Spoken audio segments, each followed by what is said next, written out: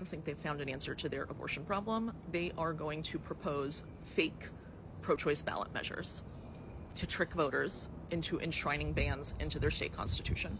If you don't know who I am, I write a newsletter called Abortion Every Day. Name is self-explanatory. I am tracking this stuff constantly. I'm looking for trends, and this is one of them. This is something right now that is happening in Nebraska, Arizona, and probably somewhere else. You let me know if any of this sounds familiar to you. In Arizona, where people are really pissed off about the 1864 abortion ban that is about to go into effect, Republicans made this plan, the strategy document. It got leaked, and they lay out, hey, we don't want people voting for this pro-choice ballot measure in Arizona, so let's propose one of our own, give them something else to vote for, and make it seem like it's pro-choice. We'll say that we're supporting abortion rights up until 15 weeks, but at the same time that we're doing this, we'll also make sure to enshrine all of these abortion restrictions so that you can't get abortions up until 15 weeks anyway. And let's call it the Arizona Abortion Protection Act or the Arizona Abortion and Reproductive Care Act. They are tossing out names that sound feminist because they want to trick voters.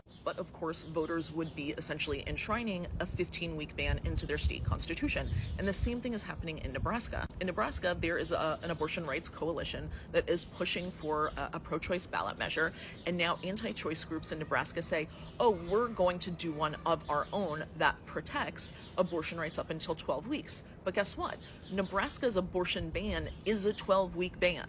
So what they're suggesting is enshrining the 12-week ban in the state constitution. And it's the same thing. They're trying to use language to trick voters. The actual abortion rights group in Nebraska is Protect Our Rights.